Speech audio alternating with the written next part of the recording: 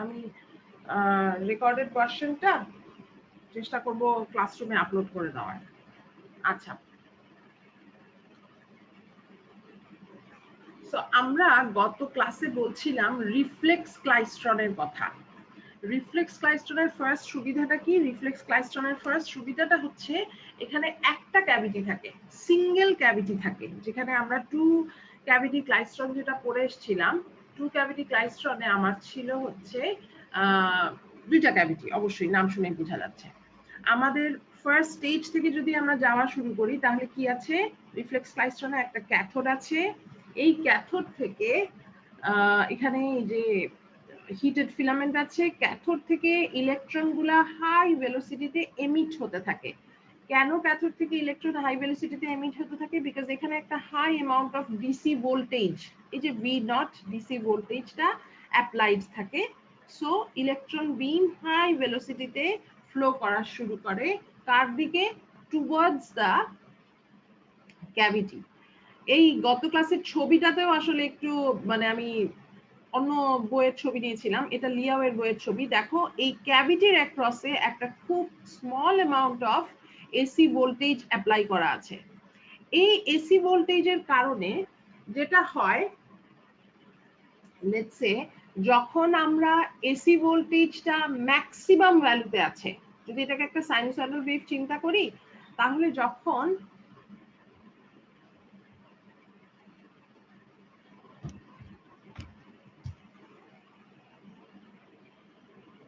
So let's say এই পয়েন্টটা এ point, হ্যাঁ, যখন এসি ভোল্টেজটা এই এ পয়েন্টে আছে, এই সময় যেই ইলেকট্রনগুলা থাকে সেই ইলেকট্রনগুলোর কি হয়? ভেলোসিটি অনেক বেশি বেড়ে যায়। ভেলোসিটি যখন অনেক বেশি বেড়ে যায়, ওরা এই সামনের দিকে মুভ করে এবং রিপেল করে অবশ্যই, বাট তারপরেও সিন্স ওদের অনেক হাই ভেলোসিটি, ওরা বেশ একটু আগিয়ে যায়। আগিয়ে যে তারপরে দে কাম ব্যাক। এই যে ব্যাপারটা, যে যাদের ভেলোসিটি তারা একটু বেশি আগিয়ে যায় রিপেলারের কাছে, এটা তো আমরা বুঝতেই পারছি তাই না? গতি জড়তার কারণে রিপেলার রিপেল করছে ফাইন, বাট যেহেতু ওর ভেলোসিটিটা বেশি, ও একটু বেশি আগিয়ে যায় এবং এই এগিয়ে যাওয়ার পরে ও রিপেলড হয়ে আবার পিছনে ফেরত আসে। এই যে পেছনে ফেরত আসে, এইটা এই হাই ভেলোসিটি ইলেকট্রন ছাড়াও এখানেও তো কিছু ইলেকট্রিক মানে এই মোমেন্টের ভোল্টেজ দ্বারা যদি কোনো ইলেকট্রন এফেক্টেড হয়, লেটস সে বি পয়েন্ট, যেখানে কি এসি ভোল্টেজটা 0, তার মানে কি ওই ইলেকট্রনের ভেলোসিটি আনঅল্টার্ড থাকে, ওর ভেলোসিটির কোনো চেঞ্জই হয় না। সো ও হাই ভেলোসিটির মতন রিপেলারের অত কাছে যায় না, বাট ও তখন কি করে? কিছুটা আগিয়ে যেয়ে আবার ইট গোজ ব্যাকওয়ার্ড। আচ্ছা, থার্ড যে ইলেকট্রনটার কথা বলছি, যেটা এই নেগেটিভ সাইডটা পায়, তখন কি হয়? নেগেটিভ সাইডটা পেলে ওর ইলেকট্রনের ভেলোসিটিটা কমে যায়, ও ডিসিলারেটেড হয়ে যায়। সো ও কি সবচেয়ে কম দূরত্ব অতিক্রম করে এবং ইট মুভস ব্যাকওয়ার্ড। সো তার মানে আমরা দেখতে পাচ্ছি যখন আমি বেশি যে অ্যাক্সেলারেটেড যে ইলেকট্রন, সে accelerated electron takes more time to come back to the buncher cavity. কথা কি বোঝাতে পারছি? আর যে ইলেকট্রনটা ডিসিলারেটেড ইলেকট্রন, সে ফাস্টেস্ট টাইমে বাঞ্চার ক্যাভিটিতে ফেরত আসে। সো আমরা বলেছিলাম যে এই সিঙ্গেল ক্যাভিটিটাই both like a buncher and a catcher cavity. তো যেটা হয়ে থাকে যে এই ক্যাভিটিটা আমার তখন যখন এখানে তিন ধরনের ইলেকট্রনই একসাথে যখন বাঞ্চ ফর্ম করে, তখন কি হয়? সেই ইলেকট্রনগুলোর থেকে এনার্জিটা নিয়ে এই ক্যাভিটিটাই ক্যাচার হিসেবে কাজ করে এবং আরএফ আউটপুট কালেক্ট করে ফেলে। কথা কি বুঝাতে পারলাম? সো আমাদের এই সিঙ্গেল ক্যাভিটির মধ্যেই এসি ইনপুট দেওয়া হচ্ছে, সিঙ্গেল ক্যাভিটি থেকেই আরএফ আউটপুট নেওয়া হচ্ছে। জাস্ট কিভাবে আমরা নিচ্ছি? আমাদেরকে ডিজাইনটা এমন ভাবে করতে হবে যে রিপেলারটা এমন একটা ডিস্টেন্সে আমাদেরকে পুট করতে হবে, সো দ্যাট আমাদের ম্যাক্সিমাম বাঞ্চিংটা এই ক্যাচারের ভিতরেই এসে হয়। ক্লিয়ার সবাই? গত ক্লাসে যাদের প্রশ্ন ছিল আজকে কারো কোনো কোয়েশ্চেন আছে এই ব্যাপারে?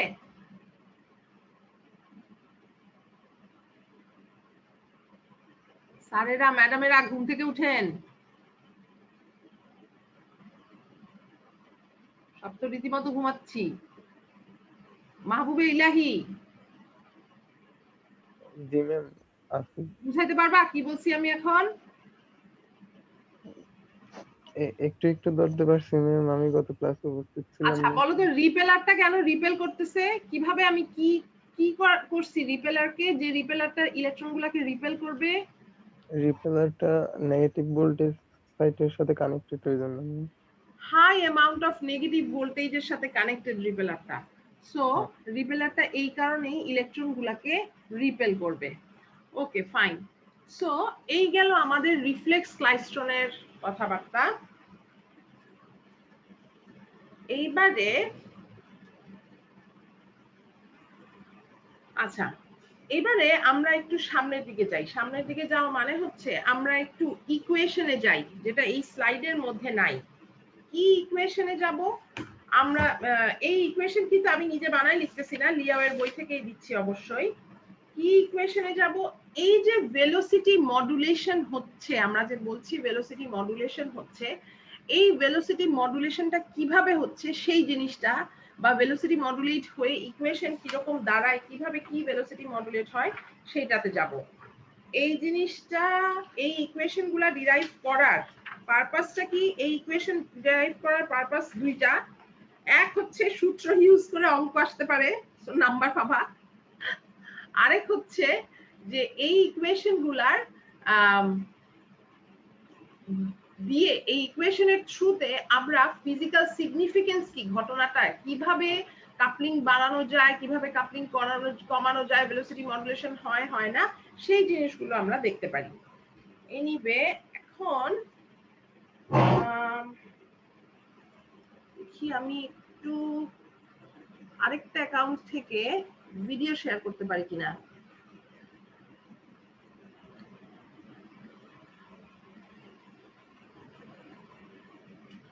আর সেই ক্ষেত্রে একটু প্রবলেম হতে পারে, আমি ঠিক জানি না দুইটা অ্যাকাউন্ট থেকে, না ইট শুড বি ফাইন।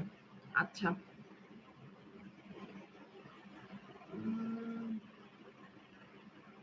আচ্ছা ট্রাই তো করে দেখি, আমি ঠিক জানি না রেকর্ডিংটা কেমন ভাবে চলবে, বাট লেটস সি।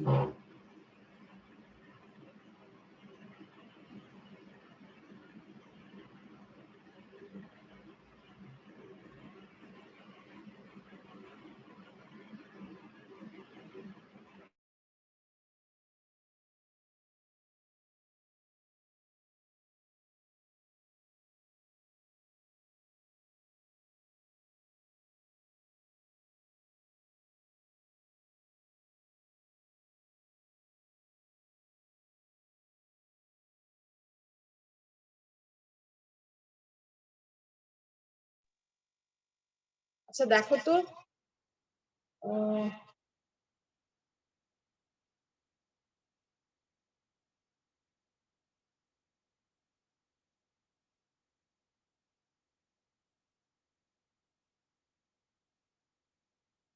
তোমরা কি দেখতে পাচ্ছ খাতা কলম ক্লিয়ার?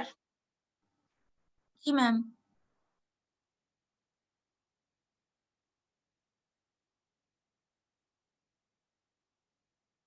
হ্যাঁ ক্লিয়ার আমার লেখা, আমার সেটআপ কি ক্লিয়ার? কেউ একজন বলো। জি ম্যাম দেখতে পাচ্ছি। ওকে ফাইন, তাহলে তো আর চিন্তা নাই। আমরা আজকে দেখব ভেলোসিটি মডুলেশন।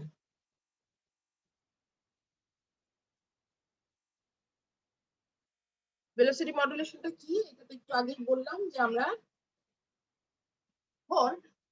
লেটস সে একটা ছবিটা সামনে থাকলে আরো বেটার হতো, বাট দুইটা জিনিস এক ডিভাইস দিয়ে অ্যারেঞ্জ করাটা একটু ডিফিকাল্ট হয়ে গেছে আমার জন্য।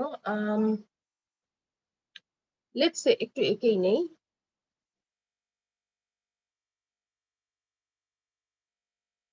Let's say this is the cathode.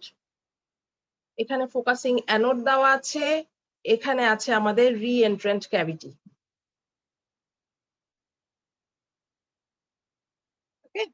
আচ্ছা, সো আমার এই ক্যাথোডের এখানে আমার একটা কি দেওয়া আছে, হাই অ্যামাউন্ট অফ ভোল্টেজ। এই ভোল্টেজটা কিন্তু খুবই হাই, আমরা আরএফ যে ইনপুটটা দিয়ে থাকি তার চেয়ে অনেক অনেক বেশি হাই এই ভোল্টেজটা। আর অবশ্যই অ্যানোডকেও তো একটা সার্টেন ভোল্টেজে রাখা হবে, সেটা নিয়ে আমাদের খুব একটা মাথা ব্যথা নাই। আমরা এই ভোল্টেজটার কথা চিন্তা করি, এই V0 ডিসি হাই ভোল্টেজটা, এই ভোল্টেজটাই কিন্তু অ্যাকচুয়ালি এইখান থেকে যে ইলেকট্রন গুলো এমিট হবে সেই এমিটেড ইলেকট্রন গুলার ভেলোসিটিটাকে কন্ট্রোল করে থাকে। কিভাবে?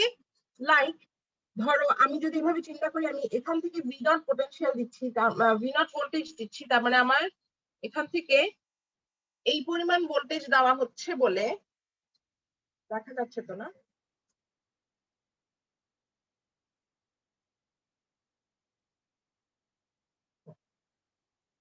এই পরিমাণ পোটেনশিয়াল যখন দেওয়া হয়, ইলেকট্রন গুলা একটা সার্টেন ভেলোসিটিতে আগায়, তার মানে কি ইলেকট্রন গুলা কাইনেটিক এনার্জি পায়। সো যদি কাইনেটিক এনার্জি পায়, আই ক্যান সে যেটা হাফ mv স্কোয়ার তার কাইনেটিক এনার্জি সে পাচ্ছে। এখন এই হাফ mv বইয়ের মতন করে যাই, half mv not square. So electron গুলা ফার্স্ট যেই ভেলোসিটিতে, ধরে নিলাম ইলেকট্রন গুলো শূন্য বেগ থেকে আগাচ্ছে, যেই ভেলোসিটিতে ওরা অ্যাক্সেলারেটেড হচ্ছে, that is V naught equal to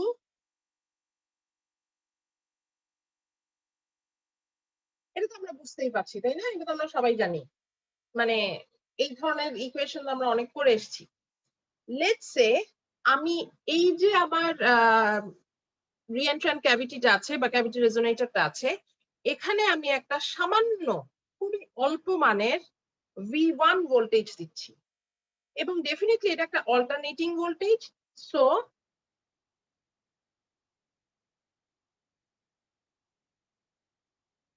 V1 sin omega t দিচ্ছি, এই মানের ভোল্টেজটা দিচ্ছি।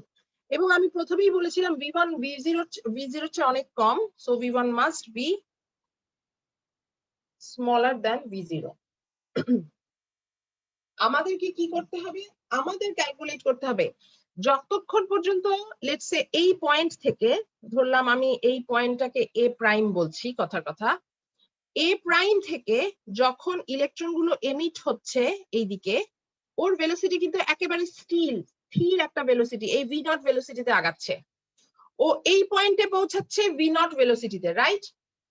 এইটুকুর মধ্যে এই যে স্মল গ্যাপটা, স্মল ডি গ্যাপ, এই গ্যাপের মধ্যে ওর উপরে ওই অল্টারনেটিং ভোল্টেজটা, এই V1 অল্টারনেটিং ভোল্টেজটা অ্যাপ্লাইড হচ্ছে।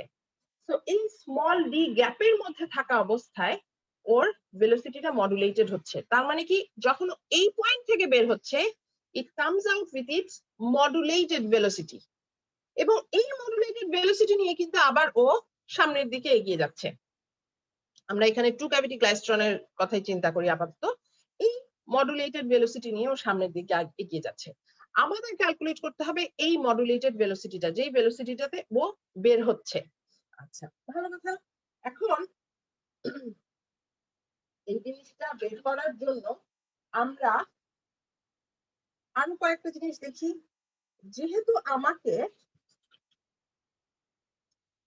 এই যে V1, this is an alternating voltage, ঠিক আছে,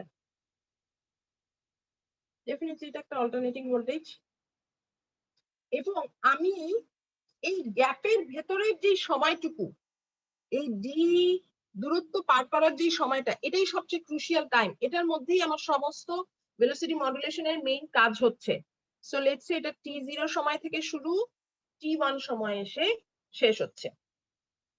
সো যদি তাই হয়, তাহলে আমরা এই অল্টারনেটিং ভোল্টেজের টার্মসে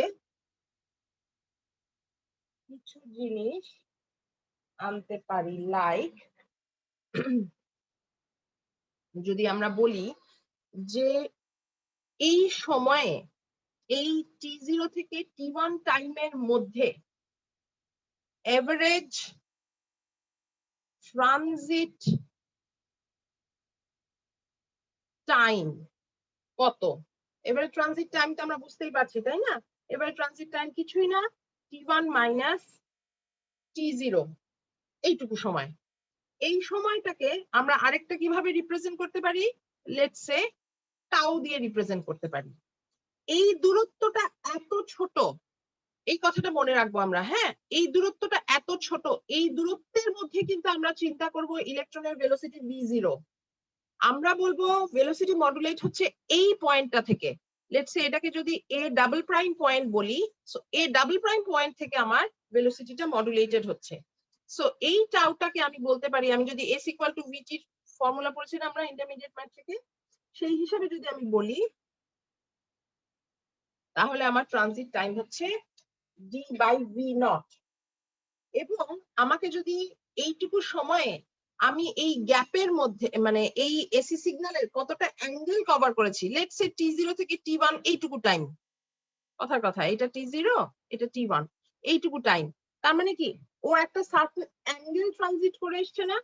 তাহলে সেই গ্যাপ ট্রানজিট অ্যাঙ্গেলের কথা যদি আমি বলি, that would be like theta equal to omega tau, বা ঠিক আছে, এই ছোট ছোট ফর্মুলাগুলো আমাদের সামনে লাগবে, এই জন্যই আমরা এখানে এটা করে নিলাম। এখন আমাদেরকে এই মডুলেটেড ভেলোসিটিটা বের করার জন্য যেটা করতে হবে, এই ইকুয়েশনটা একটু দেখি। এই ইকুয়েশনটাতে আমরা কি দেখছি, ভেলোসিটির সাথে কি রিলেশন, √2e/m, এটা তো কনস্ট্যান্ট, আর এখানে হচ্ছে ভি নট। ভি নটটা কি, অ্যাপ্লাইড ভোল্টেজ। জাস্ট এই ইকুয়েশনটাই যদি আমরা ইউজ করতে পারি with the changed applied voltage, তাহলেই কিন্তু আমরা মডুলেটেড ভেলোসিটিটা ক্যালকুলেট করে ফেলতে পারবো। কেমন করে? আমার এই চেঞ্জ অ্যাপ্লাইড ভোল্টেজটা তাহলে কি হয়ে যাবে, চেঞ্জ অ্যাপ্লাইড ভোল্টেজটার জন্য আমার আসতে হবে ভি নট, সেটা তো আছে, সেটা তো থাকবেই, বিকজ এখানে দেখো ক্যাভিটিতে আমার ডিসি ভোল্টেজটা অ্যাপ্লাই করা আছে, তার সাথে আমার একটা অল্টারনেটিং ভোল্টেজ আছে। যখন এই অল্টারনেটিং ভোল্টেজ আমরা অ্যাড করতে যাই, আমরা কি করি, এভারেজ নিয়ে নেই না? সো আমাকে একটা এভারেজ ভ্যালু বার করতে হবে আমার অল্টারনেটিং ভোল্টেজের। এভারেজ ভ্যালুটা কিন্তু আমি ফুল টাইম পিরিয়ড ধরে নিব না, আমি কতটুকুর জন্য এভারেজ নিব, জাস্ট এইটুকু সময়, t0 থেকে t1 টাইমে এই অল্টারনেটিং ভোল্টেজের এভারেজ ভ্যালুটা আমাকে ক্যালকুলেট করতে হবে। সো আমি যদি বলি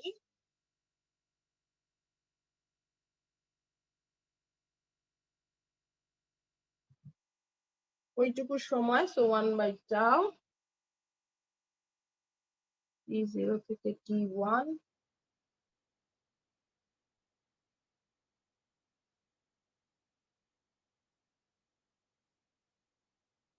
ওকে, সাইন ওমেগা টি ইন্টিগ্রেশন কি, minus cos omega t divide by omega. So সেখান থেকে যদি আমি চলে আসি,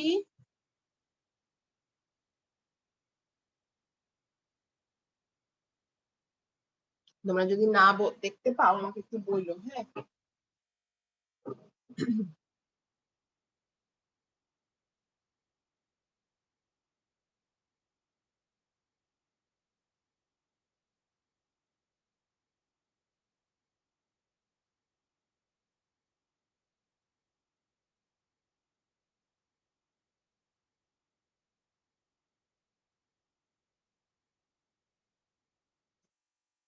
আমরা কি, আমি জানি না এগুলো আসলে ইকুয়েশন দেখে দেখে না লিখে কতটা করা সম্ভব। আমার তো মনে হয় না তোমাদের কারো কারো হাতে কি কলম পেন্সিল আছে, কেউ কি নোট নাও নাকি রেকর্ডেড ভার্সন, কোনো চিন্তা নাই। ম্যাম লিখি আমরা। আচ্ছা, বিকজ আমি ইকুয়েশন, আমি কিন্তু বই দেখেই করিয়ে দিতে পারতাম, বাট আমার মনে হয় সবসময় ইকুয়েশনটা দেখিয়ে করানোটা একেবারেই ইউজলেস। আচ্ছা দেখো, আমি কি করেছি আমার মনে হয় তোমরা খুব ভালো মতনই বুঝতে পারছো। আমি যখন ইন্টিগ্রেশন করেছিলাম t1 থেকে t0 ছিল, ইন্টিগ্রেশন থেকে আমার এই মাইনাস সাইন এসেছিল, আমি জাস্ট ওই মাইনাস সাইনটাকে যখন ভিতরে নিয়ে নিলাম, সো t0টা পজিটিভ হয়ে গেল, t1 এর পার্টটা নেগেটিভ হয়ে গেল। এবং আমরা একটু আগে এই ইকুয়েশনটা করে এসেছি, t1 minus t0 equal to d by v naught. So সেখান থেকে আমি t1 এর ভ্যালুটাকে t0 দ্বারা রিপ্রেজেন্ট করলাম, আর কিছুই না। ক্লিয়ার? আচ্ছা, বা এটাকে আমি আরেকটু এখন চেঞ্জ করতে পারি, সেটা হচ্ছে লেটস সে আমি দুইটা আর দুইটা কোএফিসিয়েন্ট আনি, কোএফিসিয়েন্ট তো বলা উচিত না, দুইটা সিম্পলিফাইড নোটেশন আনি। লেটস সে এই যে টার্মটাকে আমি এ দিয়ে রিপ্রেজেন্ট করব, omega t naught plus omega, এটা তো শুধু ভি নট, 2v নট যেটা, এটাকে আমি এ দিয়ে রিপ্রেজেন্ট করব। আচ্ছা, এটাকে যদি আমি এ দিয়ে রিপ্রেজেন্ট করি, আমি আরেকটা অ্যাজাম্পশন আনছি যে এই পার্টটাকে, এই omega D by 2v naught পার্টটাকে আমি বি দিয়ে রিপ্রেজেন্ট করব। কেন করছি? জাস্ট আমার ফর্মুলেশনের সুবিধার জন্য। আমি আস্তে আস্তে আমাকে একটা কোনো সিগনিফিকেন্স, একটা আন্ডারস্ট্যান্ডিং এ তো আসতে হবে যেটা কেন কি, সেটার জন্য আমি এই অ্যাজাম্পশনটাতে যাচ্ছি। যদি এটা হয়ে থাকে তাহলে তোমরা কি বলতে পারবে এ বি বসালে এই পার্টটাকে আমরা কিভাবে কি বলতে পারি? এই পার্টটাকে কি কোনোভাবে আমরা কোনো কিছুতে নিয়ে আসতে পারি এ বি ফর্মে?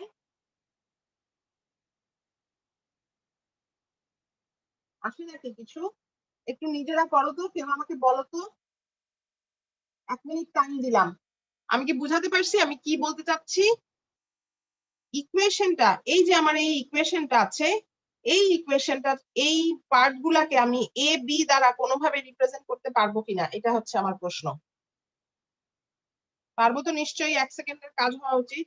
দেখো তো, করে দেখো তো।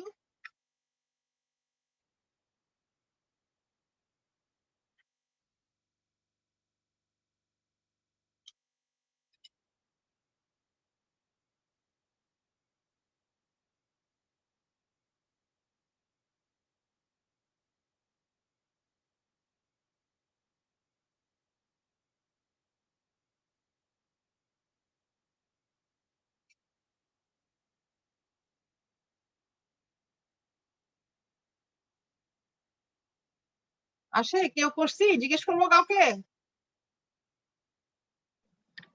ম্যাম লাস্ট পেজটা একটু ওপেন করুন। ও সরি সরি সরি, তোমরা হুম।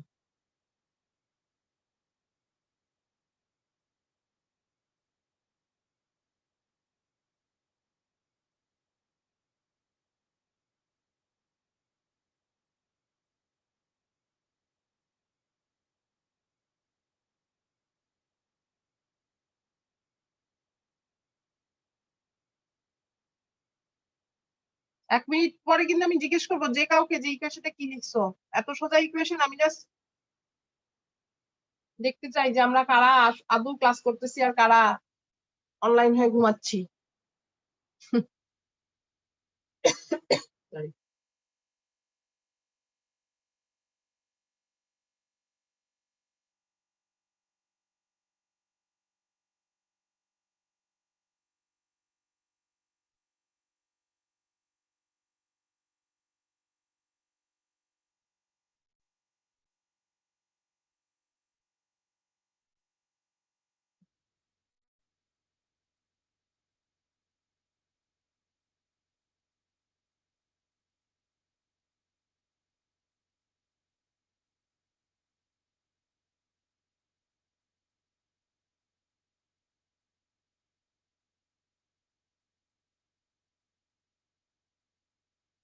বলো কি লিখবো এখন আমি? এই এ বি বসায় আমার ইকুয়েশন কিরকম আসবে, এভারেজ ভ্যালুর ইকুয়েশন?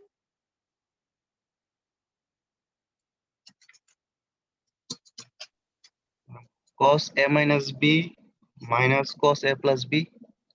আচ্ছা, তাহলে আমি লিখবো হচ্ছে cos a minus b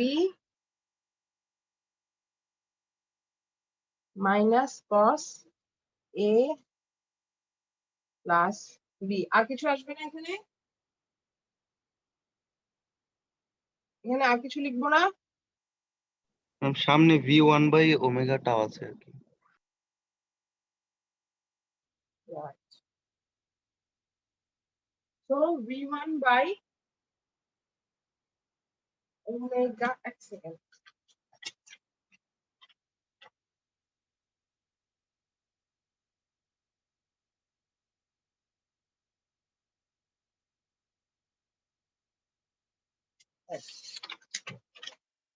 okay fine. তাহলে আমার cos a minus b cos a plus b এর কোন ট্রিগোনোমেট্রিক ফর্মুলা তোমাদের মনে পড়ে নাকি? 2 sin a sin b। তো 2 sin a sin b এর ফর্মুলাতে যদি আমরা যাই তাহলে সেখান থেকে আমি একবারে যদি ইকুয়েশনটা লিখে ফেলি, দেখো তো তোমাদের এই ফর্ম আসে নাকি? ম্যাম পেজের শুরুর দিকে কিছু ভিডিওতে কাটা পড়তেছে। ওকে ওকে ওকে, এটা এখন দেখা যাচ্ছে? এখন ঠিক আছে না? Yes ma'am.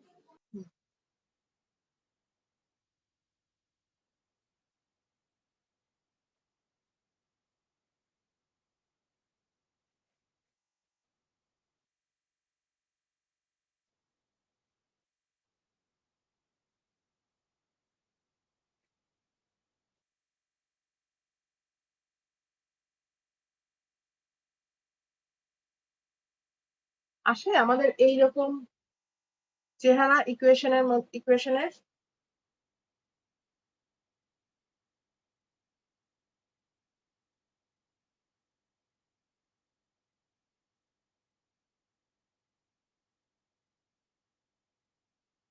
মেহরিন আসি নাকি, করতেছি কাজ?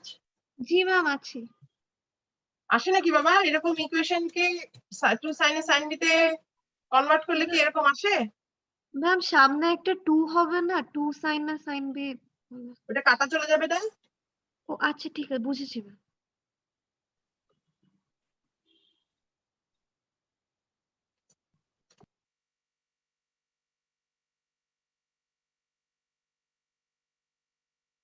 Okay so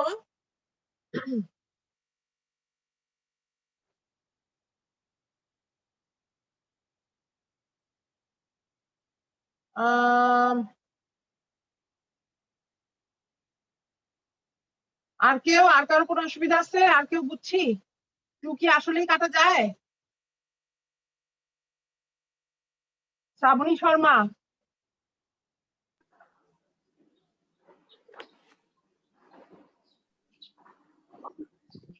Tanmoy Kundu, yes ma'am. Ma'am ji previous পেজটা কি 1 মিনিটের জন্য দেখতে ওটা লিখতে পারিনি।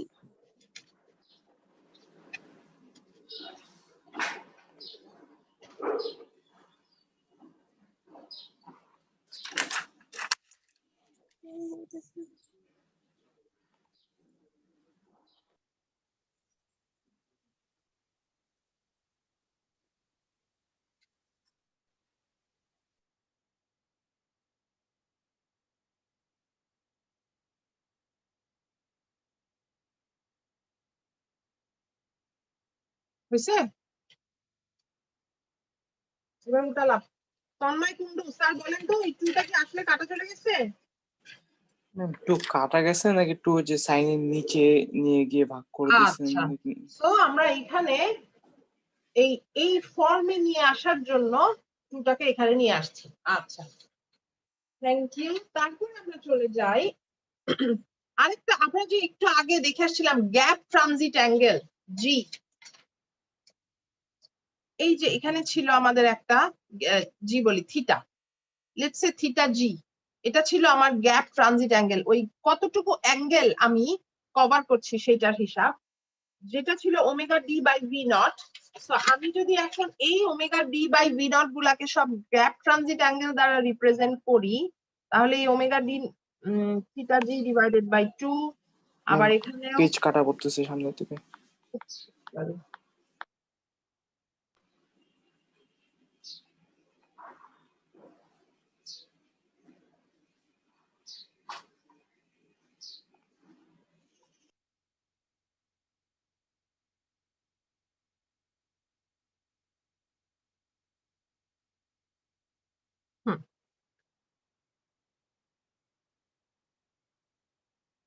এবং এইটাও হয়ে যাবে আমার sine omega t naught plus theta g by c, right? এইভাবে যদি আমি জিনিসটাকে রিপ্রেজেন্ট করি এই যে পার্টটা, এই পার্টটা মেইনলি মডুলেটেড ভেলোসিটির উপরে বা কাপলিং এর উপরে অনেক বেশি ভূমিকা রাখে। এই পার্টটাকে কি বলা হয়? এই পার্টটাকে বলা হয় বিম কাপলিং কোএফিসিয়েন্ট।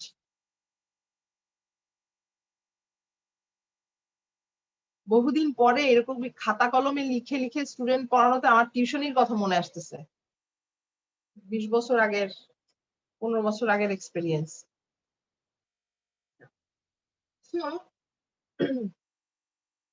আমার এই বিম কাপলিং কোএফিসিয়েন্টটা দিয়ে আমি কি বলতে পারি?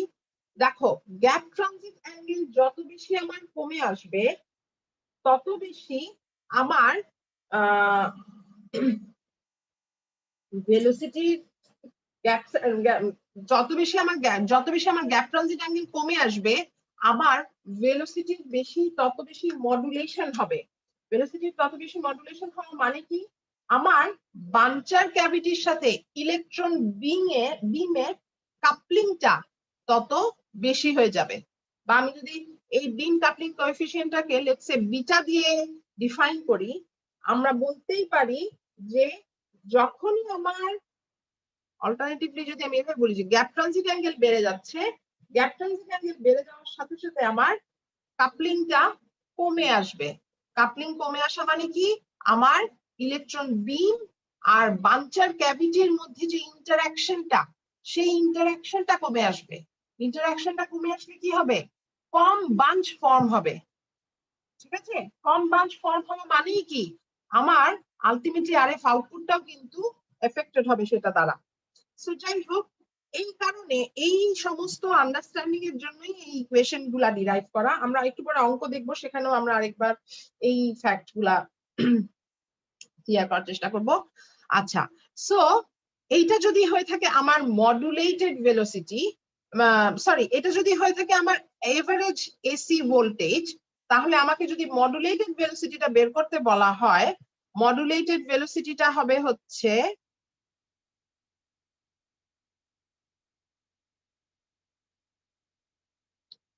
আমি যদি মডুলেটেড ভেলোসিটিটাকে বলি যে t1 টাইমে ভেলোসিটি, আসলে এটা তো এভারেজ না, সো এটাকে আমার এরকম ব্র্যাকেটে লেখা উচিত, তাহলে সেটা কি এসে যাবে?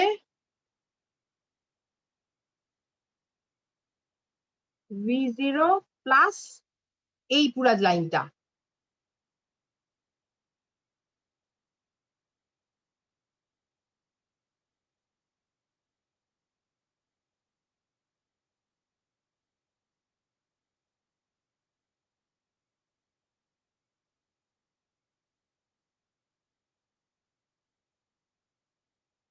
বা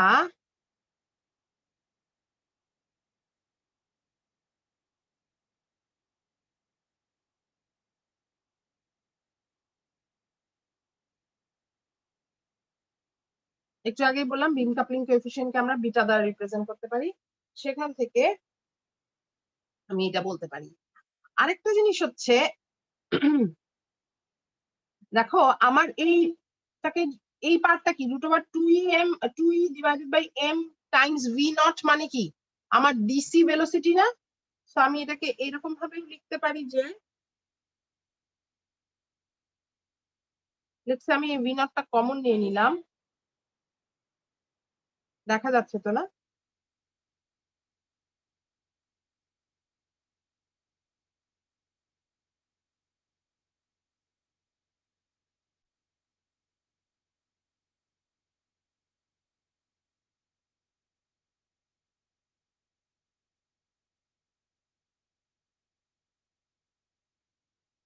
আচ্ছা, বা আরো যদি আমরা ওতে লিখি,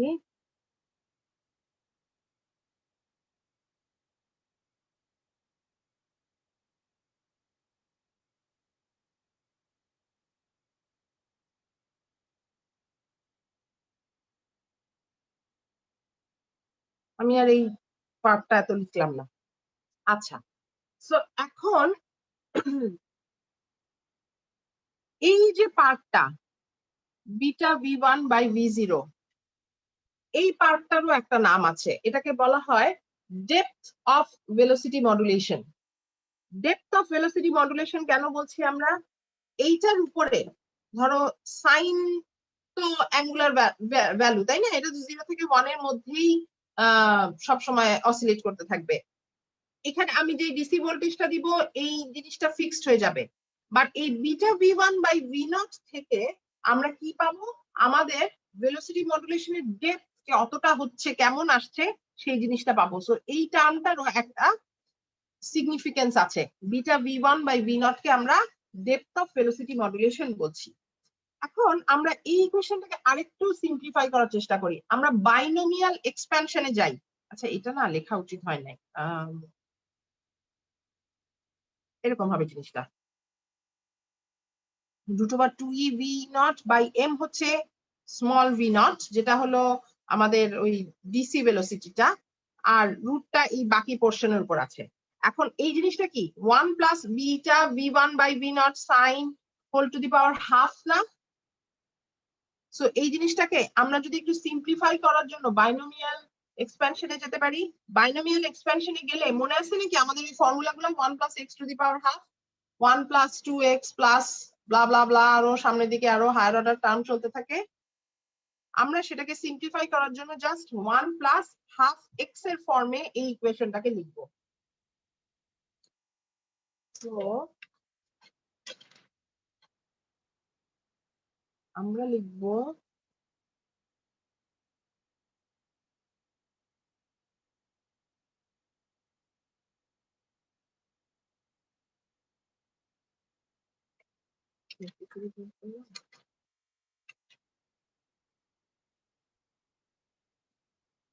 one plus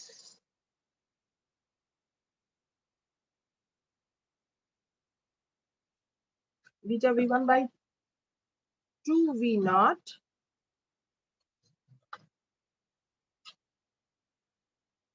sin this value. ঠিক আছে, এবং আমরা এই এক্সপ্যানশনটাতে এই বাইনোমিয়াল এক্সপ্যানশনে কিভাবে যেতে পারলাম আমি জানি না তোমাদের মনে আছে কিনা, বাট এটার জন্য কিন্তু নিয়ম ছিল এই এক্সটা 1 এর ছোট হতে হবে। যেহেতু আমাদের V1 ভোল্টেজটা অনেক কম, সো ডেফিনেটলি আমাদের এই কেসে বিটা V1 V0 এর চেয়ে অনেক বেশি কম। সো এখান থেকে আমরা আলটিমেটলি যেই অবস্থাতে আসছি সেটা হচ্ছে আমাদের modulated velocity Vt1 is equal to, তার মানে t1 টাইমে মডুলেটেড ভেলোসিটিটা হচ্ছে V0 কমন নিয়ে 1 প্লাস বিটা V1/2V0 সাইন, এখন যদি লিখি আমি এটা omega t0 plus theta g/2। এইবারে এইটা আমার মডুলেটেড ভেলোসিটির equation in terms of t0। দেখো এখানে আমার t0 দিয়ে আমি এটাকে প্রকাশ করেছি। এক্স্যাক্টলি এই ইকুয়েশনটাকে যদি আমি t1 দিয়ে প্রকাশ করতাম আমি কি লিখতাম?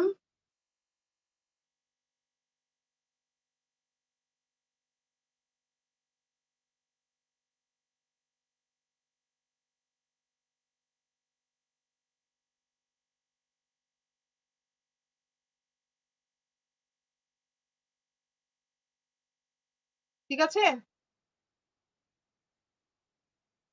ওই যে আমরা পড়ে আসছি না t1 মাইনাস t0 হচ্ছে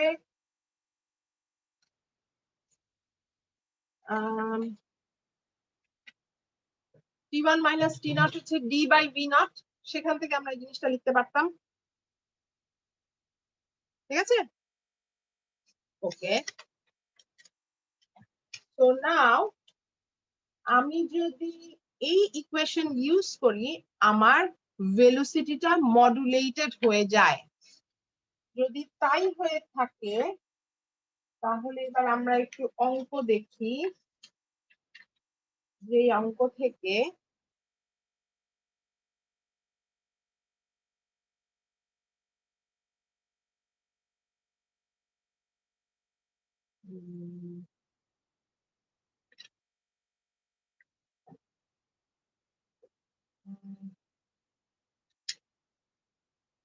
যে অঙ্ক থেকে আমরা আসলে এই ব্যাপারগুলো আরেকটু ক্লিয়ার হওয়ার চেষ্টা করব।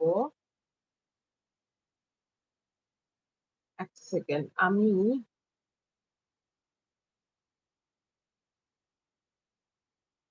স্ক্রিন শেয়ারে যাচ্ছি। আচ্ছা, আমি তাহলে ভিডিওটা আবার কিছুক্ষণের জন্য অফ করছি, আমি আবার স্ক্রিন শেয়ারে যাচ্ছি, যেখানে আমরা বই থেকে অঙ্কটা একটু দেখবো।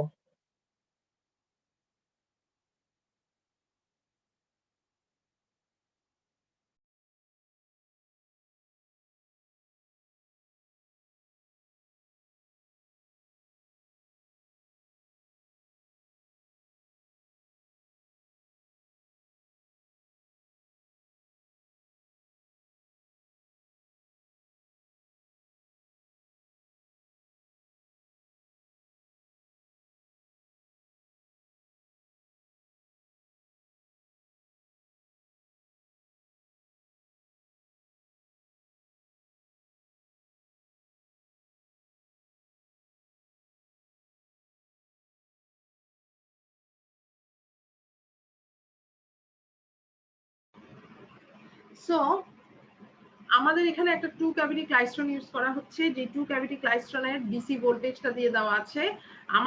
আমাদের সবকিছু করতে হবে না, আমরা জাস্ট যতটুকু পড়েছি আমরা সেটাই করব। আমাদের গ্যাপ স্পেসিং টেসিংও দেওয়া আছে। আমাদেরকে বার করতে হবে ওর ডিসি ভেলোসিটিটা। ডিসি ভেলোসিটি তো খুব সহজ, ওই √2em by 2e divided m into v naught, যেখানে ডিসি v নটটা হচ্ছে আমার ডিসি ভোল্টেজ, এই যে 1000 ভোল্টেজ। গ্যাপ ট্রানজিট অ্যাঙ্গেল,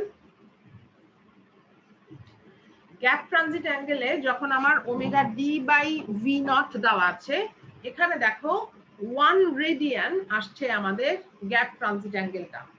আচ্ছা, এবং এই গ্যাপ ট্রানজিট অ্যাঙ্গেল বসিয়ে আমার বিম কাপলিং কোএফিসিয়েন্ট আসছে লেটস সে 0.952। এখন তোমরা একটা কাজ করো তো, আমরা যখন এখানে স্পেসিং ধরলাম ডি ইকুয়াল টু 1 মিলিমিটার, আমি দেখছি গ্যাপ ট্রানজিট অ্যাঙ্গেল 1 রেডিয়ান আর কাপলিং হচ্ছে আমার 0.952। এবারে তোমরা দুইটা কাজ করবা, একটা হচ্ছে ডি এর ভ্যালু 1.5 মিলিমিটার ধরো, আরেকটা হচ্ছে ডি এর ভ্যালু 0.5 মিলিমিটার ধরো। আমাকে বলো দেখি কোন কেসে গ্যাপ ট্রানজিট অ্যাঙ্গেল কত আসছে, ক্যালকুলেট করো। 2 মিনিট টাইম, আমি কিন্তু যে কাউকে জিজ্ঞেস করব। 5 মিলিমিটার আর 10 মিলিমিটার আর 0.5টা রাখো। 10 মিলিমিটার দরকার নাই, 5 মিলিমিটার আর 0.5 মিলিমিটার করো, তাইলেই হবে আপাতত। দুইটা ভ্যালু বের করবা, গ্যাপ ট্রানজিট অ্যাঙ্গেলও বের করবা, বিম কাপলিং কোএফিসিয়েন্টও বের করবা।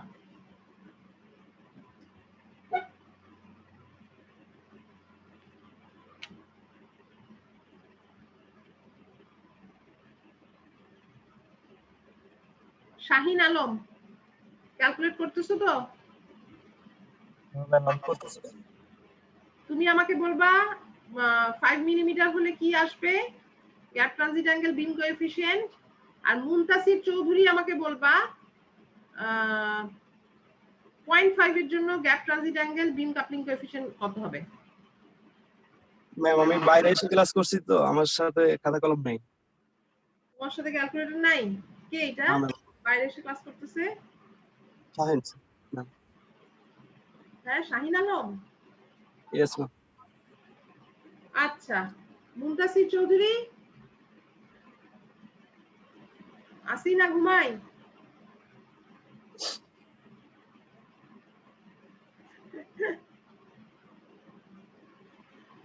মুনতাসির চৌধুরী কই? ঘুমাচ্ছে তো।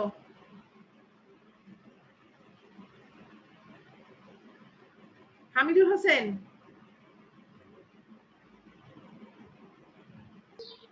ইয়েস ম্যাম আছি। আচ্ছা, ভেরি গুড। তুমি আমাকে বলো 5 মিলিমিটারের জন্য গ্যাপ ট্রানজিট অ্যাঙ্গেল আর বিম কাপলিং কোএফিসিয়েন্ট কত আসে? ম্যাম অ্যাঙ্গেলটা আসে 5.01 রেডিয়ান। আচ্ছা, আর বিম কাপলিং কোএফিসিয়েন্ট? ম্যাম ওইটা এখনো করা হয়নি। আচ্ছা, করতে থাকো। আর একজন কেউ বলতে হবে, লেটস সি কাকে খুঁজে পাওয়া যায়।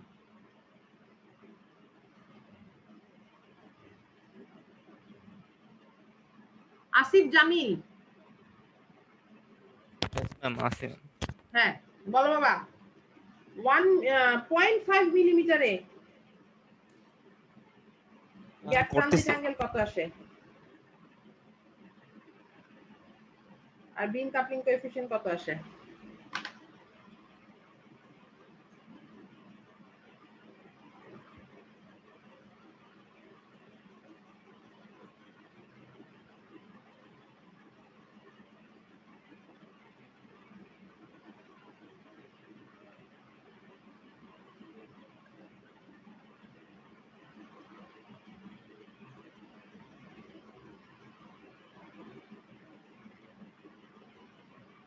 আসছে ভ্যালু?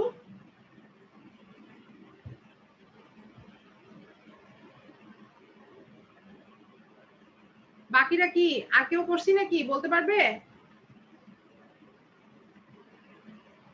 ম্যাম গ্যাপ ট্রানজিট অ্যাঙ্গেলটা যখন আমি ডি ইকুয়ালস টু 5 মিলিমিটার হবে তখন গ্যাপ ট্রানজিট অ্যাঙ্গেল হবে 5 রেডিয়ান, আর ডি ইকুয়ালস টু যখন 0.5 মিলিমিটার হবে তখন গ্যাপ ট্রানজিট অ্যাঙ্গেল হবে 0.5 রেডিয়ান। কত রেডিয়ান? 0.5 রেডিয়ান হবে। সরি আমার আচ্ছা। শোনা যাচ্ছে না, আরেকবার বলবা? ম্যাম যখন ডি এর ভ্যালু 5 মিলিমিটার হবে তখন গ্যাপ ট্রানজিট অ্যাঙ্গেল হবে 5 রেডিয়ান। 0.5 এ 0.5 এর বেলায় হবে 0.5 রেডিয়ান। 0.5 এ 0.5 রেডিয়ান। আচ্ছা, অর্ধেক হয়ে যাবে, এটা ক্যালকুলেটর সামেল করা যাচ্ছে। যত মিলিমিটার তত রেডিয়ান। এখানে ম্যাম আমরা যখন 5 মিলিমিটার করতেছি তখন তো 5 গুণ করে দিতেছি, তাহলে গ্যাপ ট্রানজিট অ্যাঙ্গেলটাও 5 গুণ হয়ে যাবে, অন্য কোনো কিছু তো চেঞ্জ হইতেছে না। বিটার ভ্যালু কত আসে সেটা বলো। বিটার ভ্যালুটা করে নেবেন আমাকে। বিটার ভ্যালু বার করি নাই? না ম্যাম। ম্যাম বিটার ভ্যালু দুইটার জন্য অলমোস্ট সেম আসছে। এর জন্য সেম আসছে ম্যাম অলমোস্ট কাছাকাছি। ম্যাম বিকজ ওই যে sin থিটা বাই থিটার ফর্মুলা অনুযায়ী। জি ম্যাম। আচ্ছা, সো তাহলে আমরা তো আমাদের অ্যাজাম্পশনটা বাট একটা মানে এক্সাক্ট আসছে 1 এর কাছাকাছি কত? কোনো চেঞ্জ নাই? ম্যাম ওমেগার বদলে ওমেগার ওখানে টুয়াইস পাই ইনপুট বসাইতে হবে না? ওমেগার ভ্যালু যেহেতু চেঞ্জ নাই সেই জন্য বিটার ভ্যালুরও তেমন চেঞ্জ নাই, তাই তো? ওকে, সো তাহলে আমি আসলে চাচ্ছিলাম যে দেখতে বিম কাপলিং কোএফিশিয়েন্টের গ্যাপ ট্রানজিট অ্যাঙ্গেলের সাথে কিভাবে কতটা বেশি চেঞ্জ হয়। ম্যাম আমারটা একটাতে 0.9 একটাতে 0.2 আসছে। হ্যাঁ ম্যাম 0.9 এর মতো আসে। সরি আমার 0.942 এরকম আসে। ম্যাম প্রথমটাতে 0.98 আসে, পরেরটাতে 0.2 আসছে। ম্যাম 0.5 এরটাতে 0.98 আসছে। 0.5 এর জন্য 0.98 আসে, আর 5 এর জন্য কত আসে? 5 রেডিয়ানের জন্য ম্যাম 5 এর জন্য 0.2 আসতেছে। 5 এর জন্য 0.2 আসতেছে, আর 0.5 এর জন্য 0.98 আসতেছে, তাই তো? তার মানে আমি যত গ্যাপ ট্রানজিট অ্যাঙ্গেল কমাচ্ছি আমার বিম কাপলিং তত বেশি কমে আসতেছে, তাই তো? সরি, বিম কাপলিং তত বেশি বেড়ে যাচ্ছে বিকজ কাপলিং কোএফিশিয়েন্টের ভ্যালুটা বাড়ছে। জি ম্যাম। রাইট? তাহলে আমি যদি গ্যাপ ট্রানজিট অ্যাঙ্গেল কমালে কাপলিং বেড়ে যায়, এর মানে হচ্ছে আমি চাবো কি গ্যাপ ট্রানজিট অ্যাঙ্গেল কমা মানে কি ডি কমা। তার মানে আমি চাবো আমাদের এই বাঞ্চার ক্যাভিটিটার ভিতরের যে এই যে স্পেসিংটা, দুইটা ওয়ালের মধ্যে যে স্পেসিংটা, সেই স্পেসিংটা কমে আসতে চাবো। স্পেসিংটা কমে আসা মানে কি? আমরা এর আগের দিন যদি ইন্ডাক্টর ক্যাপাসিটর দিয়ে বলেছিলাম না স্পেসিং কমে আসা মানে কি, ক্যাপাসিটেন্স কেমন হবে? এর আগের দিন আমরা যখন রি এন্ট্রান্ট ক্যাভিটি দেখেছিলাম সেখানে আমরা কিন্তু কিছু ওই যে এল সি দিয়ে ফর্মুলা দেখেছিলাম স্লাইডের মধ্যে, খেয়াল করে দেখো। সো আমার যখন ডিটা কমে আসবে, দেখি স্লাইডে যাই আবার,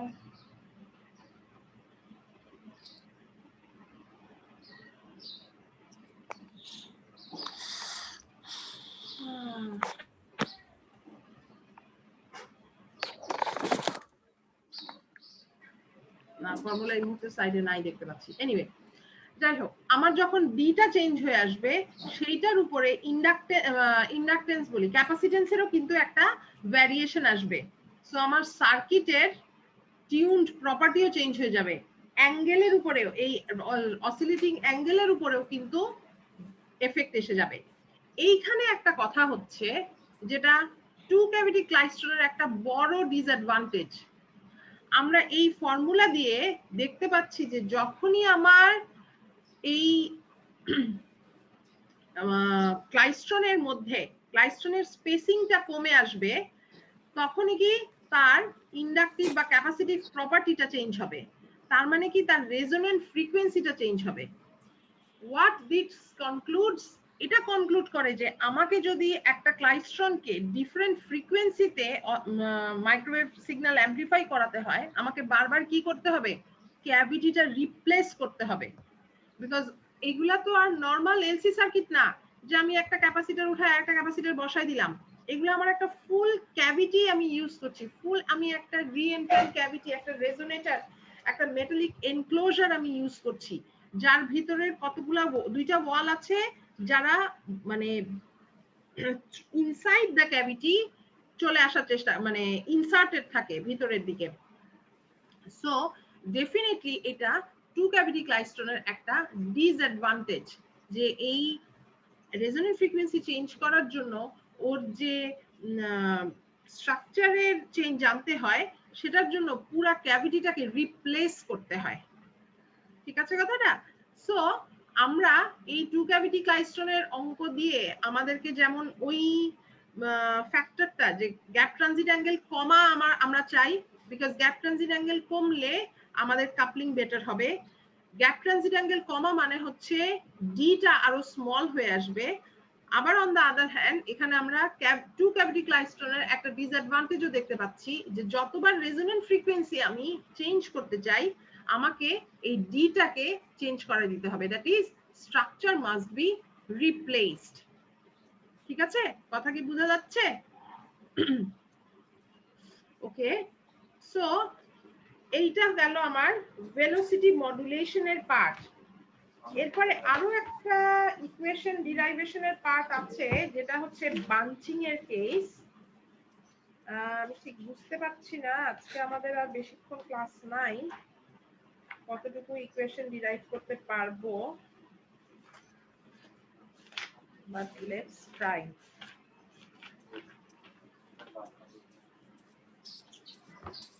আচ্ছা,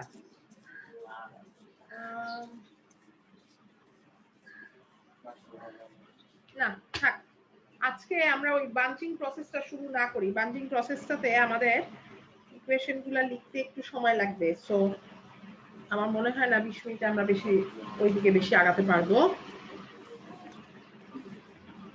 আজকে বাদ দিলাম। আজকে তাহলে এক কাজ করি, আজকে আমরা এখানেই শেষ করি। আজকে কিন্তু অনেক কম ক্লাস নিলাম।